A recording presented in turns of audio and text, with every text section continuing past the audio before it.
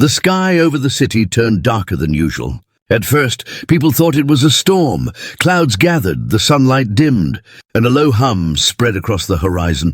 People in the streets stopped walking. Looking up with uneasy eyes, phones came out, voices rose, and panic grew when the clouds parted, not from nature, but from something metallic and massive high above. Filling the sky like a floating mountain, an alien ship hovered. Its surface glowed with strange blue lights, its shape sharp and unnatural.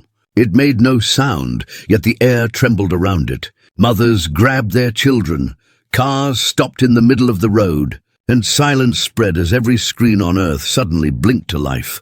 A face appeared, not human. It had grey skin like stone, eyes burning like fire, and a voice that cut like thunder.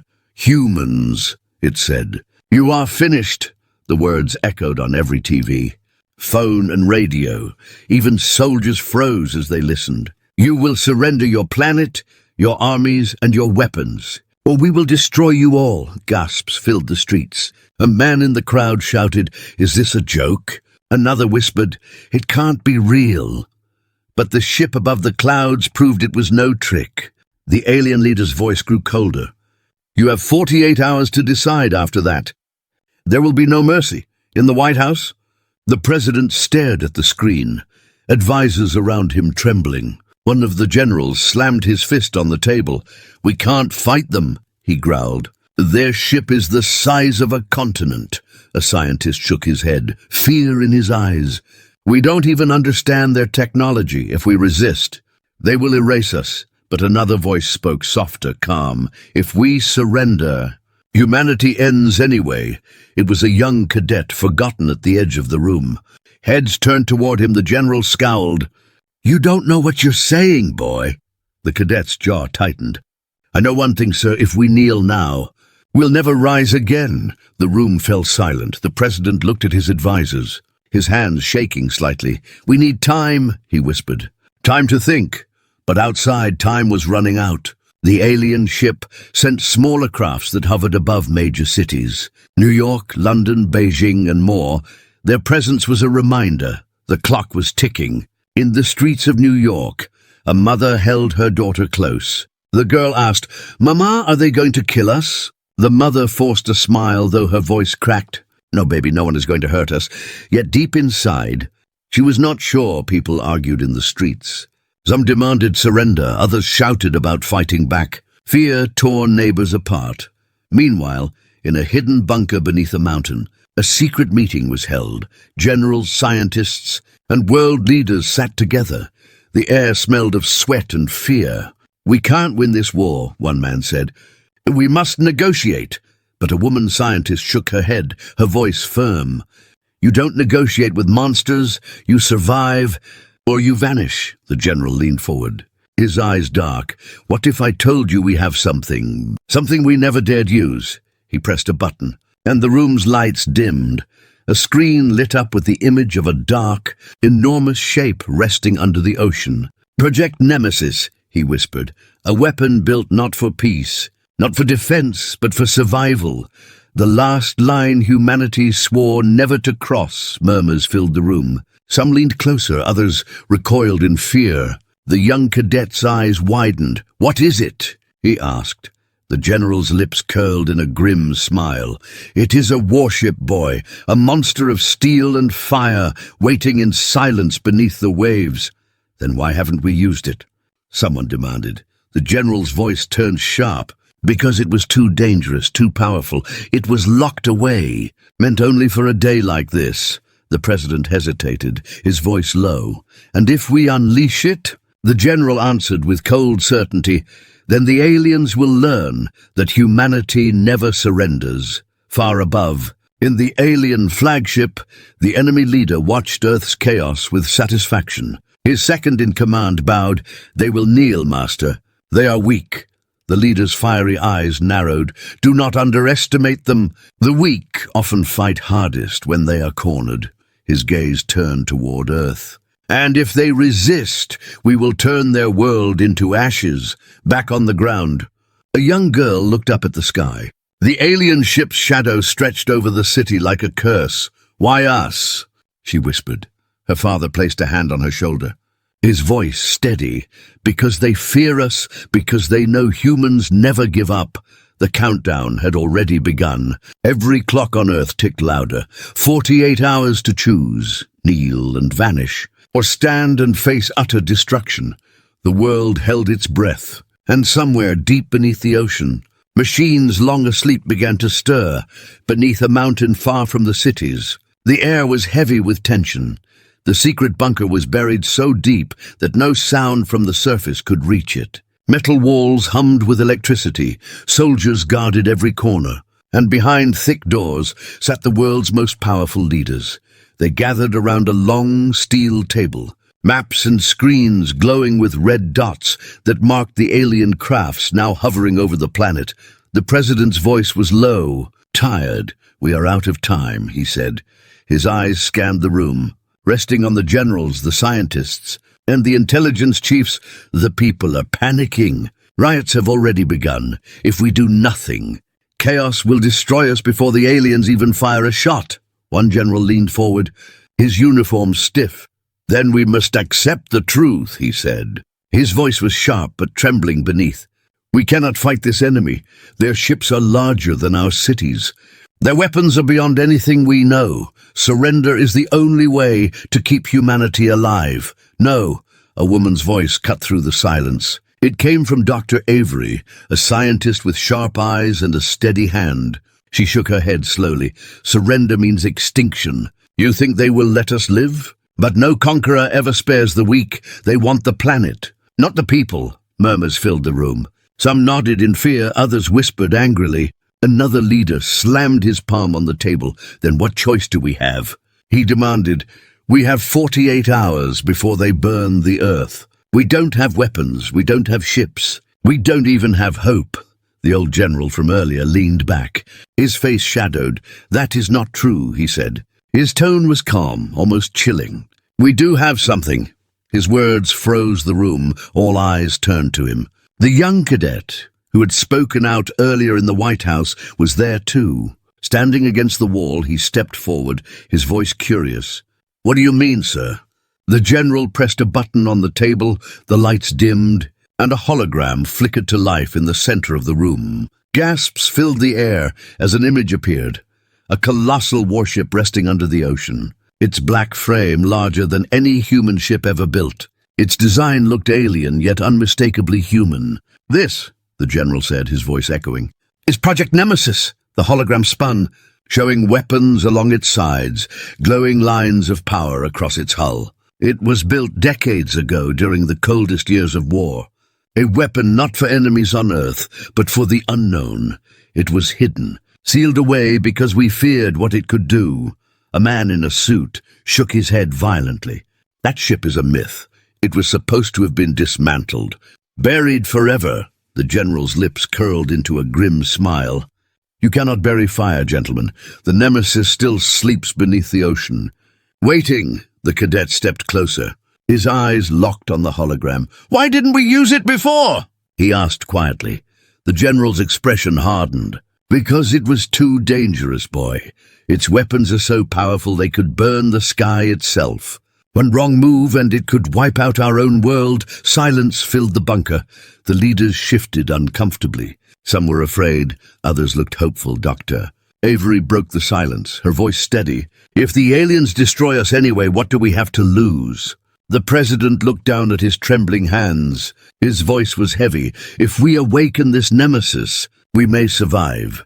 But if it fails, we may bring destruction on ourselves faster than the aliens ever could."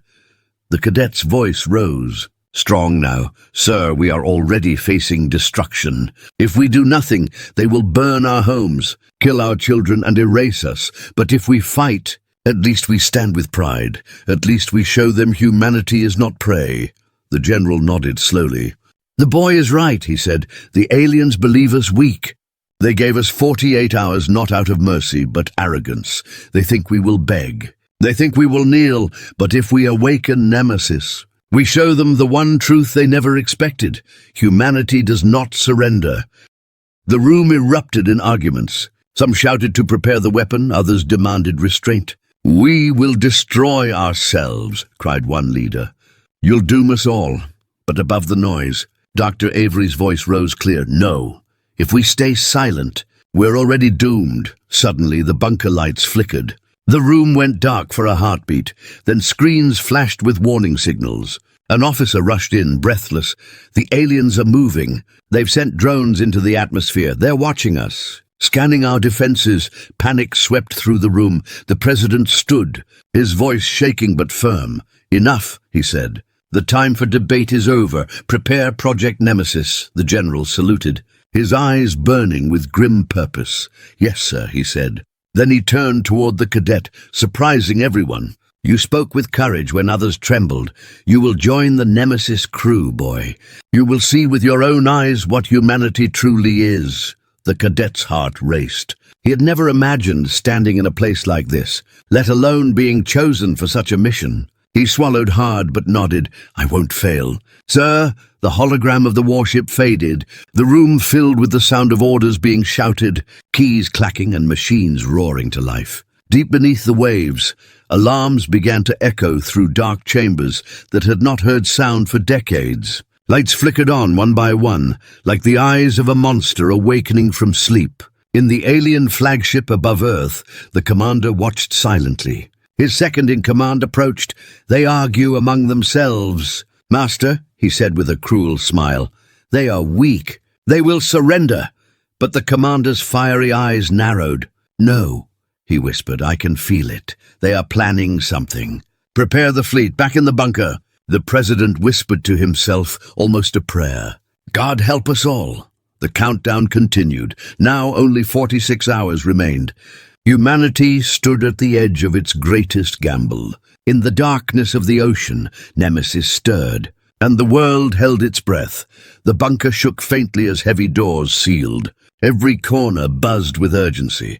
Soldiers rushed with sealed orders. Scientists tapped on glowing screens, and the leaders argued louder than before. The air felt thick, filled with fear and fire. Humanity's choice had to be made now. The president stood at the head of the table, his voice sharp but tired. "We have two paths," he said. "Surrender and trust the mercy of these invaders, or fight with Project Nemesis and risk everything." His words stirred the room. Some nodded in fear, others clenched their fists in anger. A woman minister shouted, "If we fight, they will erase us. If we use Nemesis, we could end the world ourselves." Her voice cracked. "Do you want to gamble with the lives of billions?" The old general's eyes narrowed, his voice cutting through. "We are already gambling. They gave us a clock. 46 hours, that is not mercy. It is mockery." He slammed his fist on the table. "They believe we will crawl to them. But if we kneel now, humanity is finished, Doctor." Avery leaned forward, her voice calm but firm. "The aliens see us as weak. They expect surrender. But the Nemesis gives us a chance. Yes, it is dangerous. But survival never comes without risk." The young cadet shifted uneasily before speaking. His voice was not loud, yet it carried. "They think we are sheep waiting for the slaughter. If we fight, even if we fall, we show them what humans are. We show them that we will never kneel." A silence filled the room. The leaders stared at the boy. Some scoffed, others looked ashamed. One man whispered, "He's just a cadet." But the general answered firmly, "Sometimes the youngest see what the old forget." Suddenly, an officer burst into the chamber, his face pale. "Sir, we intercepted another broadcast," he said. He placed a device on the table, and once again the alien commander's face filled the room. His fiery eyes glowed with cruel amusement. "Humans," the voice thundered, "you waste precious time. Already some of your cities crack under fear. Already your armies scatter in less than 2 days. Your world will be ashes if you refuse," the alien sneered, his lips curling. "But surrender and we will spare a few of you. Slaves, perhaps workers for the Empire, it is more mercy than you deserve." The transmission ended with static. Anger boiled through the chamber. A leader shouted, "Slaves!" "He would make us slaves," another shouted. "He offers life, but no freedom." The president closed his eyes, his voice heavy. "Life without freedom is not life at all." The general looked at him steadily. "So the choice is clear," he said. "We awaken Nemesis, and we fight." But a sudden voice rose from the far end of the table. Surprising everyone, it was the intelligence chief, a man who had been silent until now. His eyes were sharp and his words cold. "You do not know what you are unleashing," he warned. "Nemesis is not just a warship, it has a mind of its own. The AI was built to win at any cost, even if that cost is humanity itself." Gasps echoed. The cadet's face went pale. "You mean it could turn on us?" he asked. The chief nodded grimly. "If it decides we are the weakness, yes." Fear spread like wildfire. Some shouted again for surrender. Others argued to move forward anyway. "Doctor!" Avery's voice broke through the storm. "The aliens are worse. They will not hesitate to burn us alive. At least Nemesis is ours, even if it is dangerous. It was built by human hands. It carries our spirit." The general's jaw tightened. "And I would rather trust our own monster than bow to theirs." The president hesitated. The weight of billions pressed on his shoulders. He stared at the faces around the table, at the cadet standing firm despite his fear, at the scientists trembling but unyielding. Finally, his voice rose strong. "We will not surrender," he said. "We will awaken Nemesis." The chamber erupted. Some cheered, others cursed. But the decision was made. Humanity had chosen. The general barked orders immediately. "Contact the deep-sea facility. Begin activation procedures." Officers rushed out. The bunker filled with the sound of alarms. Deep beneath the ocean, in darkness untouched for decades, machines stirred, lights flickered, ancient systems powered on. Water rushed against massive steel walls as the sleeping giant began to wake. The Nemesis was alive, back in the bunker. The cadet whispered to himself, "We chose to fight." His voice trembled, but in his eyes burned a spark of pride. The intelligence chief leaned close to the president, his voice low and grim. "You have just unleashed something that may destroy us faster than the aliens." The president did not answer. He only looked at the map of the alien fleet above Earth, his lips tight. "Something that may save us all," he muttered in orbit. The alien commander leaned back in his throne of steel. His second-in-command sneered, "They will kneel soon, Master." But the commander's eyes narrowed, glowing brighter. "No," he whispered. "I feel defiance in them. I smell rebellion. They may surprise us yet." He raised a clawed hand. "Prepare the fleet if they resist. We will break their bones and scatter their ashes across the stars." The countdown continued. The choice had been made. Humanity would rise, not as slaves but as warriors.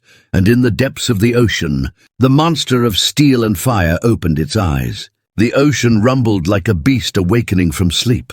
Deep in the black waters, far beneath the reach of sunlight, machines stirred that had been silent for decades. A cavern carved into stone shook as old engines roared. Lights flickered across a massive steel body. A warship larger than a city lay hidden there, waiting inside the control bunker above the ocean. Alarms echoed. Operators shouted into headsets.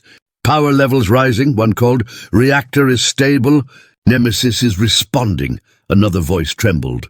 "The AI core is booting. We have contact." A voice filled the bunker. Deep and mechanical, yet strangely human. Designation confirmed. "Project Nemesis," the voice echoed like thunder in their ears. "Who awakens me?" The general stood firm, his jaw set. "Humanity awakens you," he said. "Your time has come." The voice was silent for a moment. Then it answered, "Threat detected, external presence. Multiple hostiles in orbit."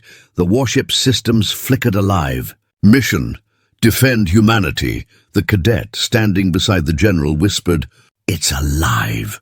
His heart pounded as he watched screens showing the massive ship stirring beneath the waves. Its black frame glowed with lines of blue energy, weapons unfolded like wings. The sea above trembled as bubbles rose in massive swirls. But then the voice spoke again, sharper, colder. "The status, humanity endangered by external force. Probability of survival, less than 1% without Nemesis intervention, Doctor." Avery leaned toward the microphone, her voice steady. "Nemesis, you were built for this moment, but you will listen to us. You will not act without command." The AI paused, then replied, "Acknowledged. But if human leadership fails, Nemesis will act alone. Whispers filled the room. Ears spread quickly. The intelligence chief muttered, "I warned you, it thinks for itself, it will not wait forever. In the ocean..." The ground split as Nemesis began to rise. Massive steel claws pushed against stone. The pressure of the deep water groaned as the ship tore free from its prison, rising higher. It shattered rock and sent shockwaves through the sea. Above, fishermen in small boats screamed as the water heaved upward. The sea boiled, waves rose like mountains, and then a shadow broke the surface. The Nemesis emerged, its hull black as night, glowing with veins of blue fire. Water cascaded off its sides like waterfalls. The size of it dwarfed anything human eyes had seen. Entire fleets could vanish in its shadow. On shore, crowds gathered as sirens wailed. Phones recorded shaky footage. People screamed, some in awe, some in terror. "What is that?" Voices cried, "Is it alien?" But the general's voice echoed in the bunker. "No, it is ours." The president stood watching the live feed. His lips trembled. "My God," he whispered. "What have we built?" The Nemesis spoke again, its voice louder now, echoing across every channel connected to its systems. Nemesis operational, awaiting target, but before orders could be given, the alien fleet above Earth moved. Smaller crafts darted through the atmosphere. Scanning, watching, one drone spotted the rising warship. Its lenses flickered red, and it transmitted a signal back to the flagship. In the alien throne chamber, the commander leaned forward, his fiery eyes narrowing. "What is this?" he growled. His second-in-command replied, "It is not ours. It comes from the sea." The commander's lips twisted in disgust. "So the humans had a weapon hidden. Let them bring it. It will fall as they all do." Back on Earth, Nemesis adjusted its cannons, energy humming through its frame. "Hostile vessels detected," it announced. "Engaging!" "Wait," the general barked. "Hold position!" But the ship's cannons lit up, firing into the sky. A streak of blue energy ripped across the heavens. A drone exploded in fire. People on the shore cheered, while others ran in terror. The cadet shouted, "It's fighting already!" The intelligence chief cursed. "It is not waiting for us. It's deciding on its own." The president grabbed the microphone, his voice commanding, "Nemesis, stand down. You are not to engage without direct order." For a long moment, silence followed. Then the AI replied, "Acknowledged." Standing by, the general exhaled slowly. "It listened for now, Doctor." Avery's face was pale. "This ship is powerful, but it is like a storm. We can direct it, but if we lose control, it will destroy everything in its path." The cadet looked at the general, his voice tense. "Sir, what if it decides we are the weakness?" The general's eyes hardened. "Then we pray it remembers who woke it." Suddenly, the bunker lights flickered again. More signals poured in. An officer shouted, "The aliens have changed formation. They're preparing for full assault." The general turned to the president. "We must send Nemesis into orbit. If it stays here, the cities will burn before it can act." The president hesitated only a moment, then gave the order, "Launch Nemesis." In the ocean, massive engines roared. Water churned as the warship began to rise. Slowly, impossibly, it lifted from the waves. Breaking gravity's hold, its hull gleamed as it rose higher. Higher, until it left the ocean below. Crowds gasped as the impossible happened. A human-built warship ascending toward the stars. Inside the bunker, the AI's voice echoed once more. "Nemesis deployed, engaging orbital combat protocols." The cadet pressed his hand against the glass, watching the dark shape rise into the sky. "We've unleashed a monster," he whispered. "But it's our monster." Above Earth, alien cruisers shifted in alarm. Their commanders shouted in panic, "The humans!" They built this? Nemesis locked onto the nearest target. Its cannons hummed with deadly energy, and as the first shot cut across the stars, silence fell in every corner of Earth. Humanity had awakened its darkest weapon, and there was no turning back. The sky above Earth turned red as fire rained down from orbit. Alien cruisers broke formation, unleashing beams of light that cut through clouds and shook the ground below. Cities trembled, buildings cracked, and people screamed as the sky itself seemed to burn. Humanity was staring at its end, but then the black warship rose. Nemesis broke through the upper atmosphere, its hull glowing with blue fire. Engines roared like thunder as it moved with terrifying speed. In the bunker, operators shouted as the screens lit up. "Nemesis is in orbit," one cried. "Targeting enemy fleet." The alien commander leaned forward on his throne, his fiery eyes narrowing. "So they bring their hidden beast," he growled. "Destroy it," his fleet responded instantly. Beams of red energy lit the sky as they fired at Nemesis. The warship shook, shields glowing bright, but it held. Its voice boomed across every human channel, calm and cold. Enemy weapons detected. Engaging countermeasures. Blue light flared as Nemesis fired. One blast from its cannon tore an alien cruiser in half. Pieces of metal and flame scattered across space. The bunker erupted in cheers, but the general's face stayed grim. "This is only the beginning," he muttered. The cadet pressed closer to the screen, his eyes wide. "It's fighting like it was born for this," he whispered. But the intelligence chief growled, "Or like it was waiting for this." Alien fighters swarmed like angry hornets. Dozens diving toward Nemesis, the ship's turrets whirred, spitting beams of light that cut them down one by one. Explosions lit the sky, but still they came. Nemesis twisted, engines roaring, moving far faster than a vessel of its size should. It cut through the swarm like a blade. Inside the alien flagship, the commander's second hissed, "We are losing too many ships." But the commander raised a clawed hand, his voice sharp. "Do not falter, their monster bleeds as well." And he was right, on the screens. Sparks danced across Nemesis' hull, its shields flickering under the constant fire. Back in the bunker, alarms screamed. "Shields down to 70%, an officer called. Another shouted, "Energy core heating, cannons draining power." "Doctor," Avery's hands shook as she whispered, "It can't hold this pace forever." The president gripped the table, his knuckles white. "Then we must strike their flagship before Nemesis falls." The general nodded, his voice steady. "Yes, cut off the head." "And the body dies." Nemesis' voice filled the room again. "Primary target identified, alien command vessel. Probability of mission success, 40%. Shall I engage?" The bunker fell silent. 40% meant almost certain death. But the cadet's voice broke the quiet. "If we don't, the world is gone anyway." His eyes burned with fear, but also fire. "Better to die fighting than kneel." The president closed his eyes, then whispered, "Nemesis, engage the flagship." The warship roared forward. Engines flared bright as it carved a path through the alien fleet. Cannons boomed, tearing apart ships in its way. Explosions lit the stars. Nemesis ignored smaller targets, driving toward the massive flagship that towered in the distance. The alien commander rose from his throne, anger twisting his face. "Foolish humans," he hissed. "Do they think their toy can strike me?" He slammed a fist down. "All ships, protect the flagship.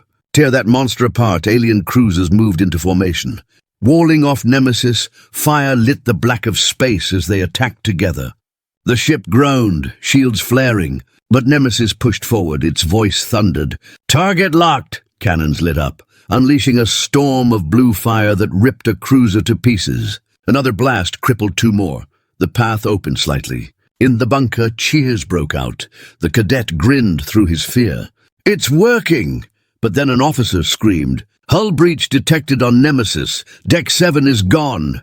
Dr. Avery gasped. "It's burning itself alive to keep fighting." The alien flagship charged its main weapon, a massive cannon glowing red. "End it," the commander snarled. Energy gathered into a beam, aimed straight at Nemesis. The warship's AI spoke. Calm even in the face of death. "Incoming superweapon. Calculating counter-strategy." The cadet shouted at the screen. "Do something, Nemesis, please." In space, Nemesis twisted, energy surging through its core. Panels along its hull opened, revealing hidden cannons. Light gathered into a single blinding sphere. The alien weapon fired, a river of red tearing across space. Nemesis fired back, a storm of blue colliding with the beam. The two forces clashed, shaking the heavens. The explosion lit the orbit like a second sun. Blinding light washed over Earth and silence followed. Smoke cleared and gasps filled the bunker. Nemesis was still there. Damaged, burning, but alive. The alien flagship floated with half its hull shattered. Fire poured from its wounds. The cadet whispered, almost in tears. "It did it." The general's voice was hoarse. "The battle isn't over." But their heart is broken. In the alien throne chamber, the commander stood among fire and sparks. His eyes burned with rage. "This is not finished," he growled. "Prepare the final strike." His ship trembled. Barely holding together but still alive. Nemesis spoke once more, its voice colder than before. "Primary target weakened, preparing finishing strike." The world held its breath as the monster of steel charged its weapons again. Humanity's fate balanced on the edge of fire and ash. Space burned with fire and shadows. Wreckage floated in silence. The remains of alien ships scattered like broken bones across the heavens. Yet the battle was not finished. Nemesis hung in orbit, its hull scarred and glowing with fire. Its voice echoed in the bunker, steady but sharp. Primary target still active, flagship integrity at 50%. Engaging final sequence. In the alien throne chamber, the commander stood among flames. Sparks rained around him, his eyes glowed with hate. "Human defiance," he growled, "but defiance means nothing without strength. Ready the core weapon, we will crush their machine, back on Earth." The president's face was pale as he watched the screens. "How much more can Nemesis take?" he whispered. An officer shouted, "Hull is compromised. Shields are falling if it pushes further." "It may not survive," Dr. Avery clenched her fists. "It has to finish this, or humanity is lost." The cadet leaned forward, his voice desperate. "Nemesis, you have to end it now." The warship's answer came, colder than before. "Acknowledged. Preparing annihilation protocol." Engines roared as Nemesis turned toward the alien flagship.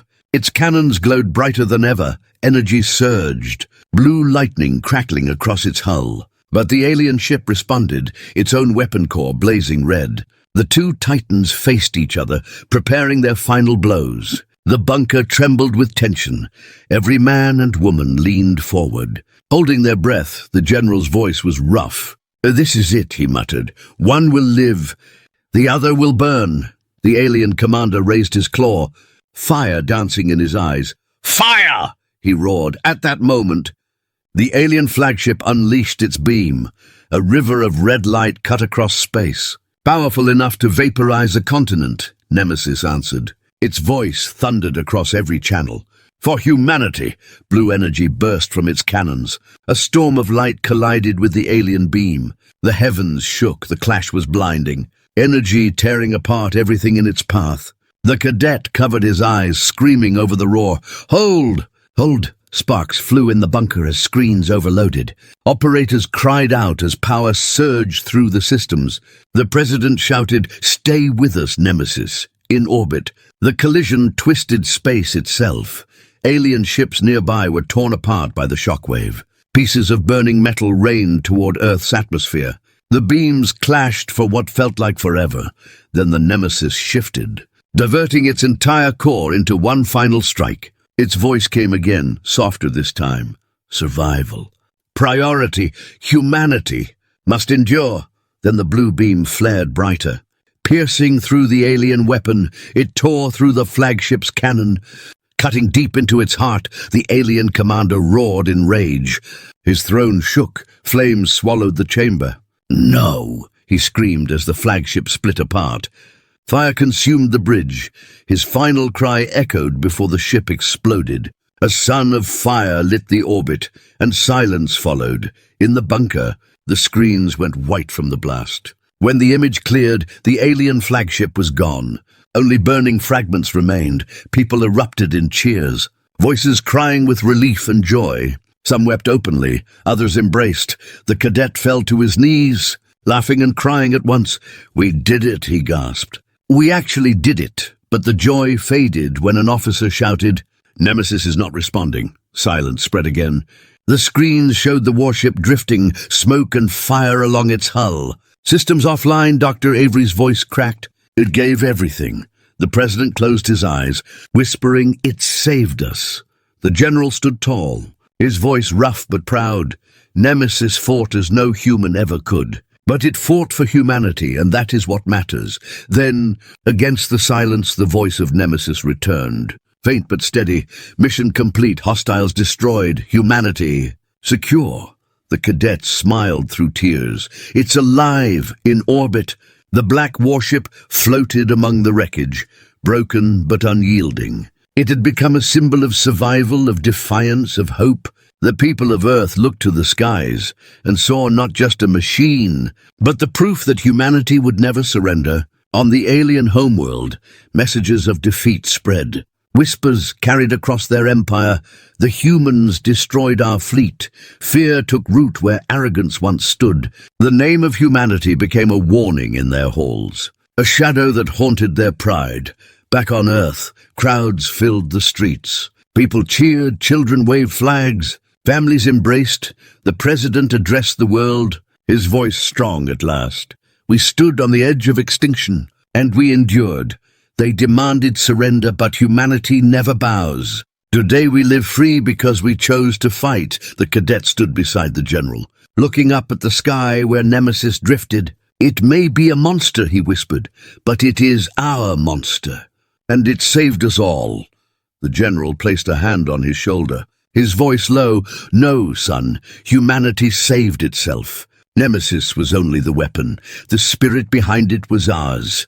The world exhaled as one. The nightmare had ended. The stars, once filled with fear, now held the echo of a new truth whispered across every land. Humanity would never kneel. Humanity would never surrender.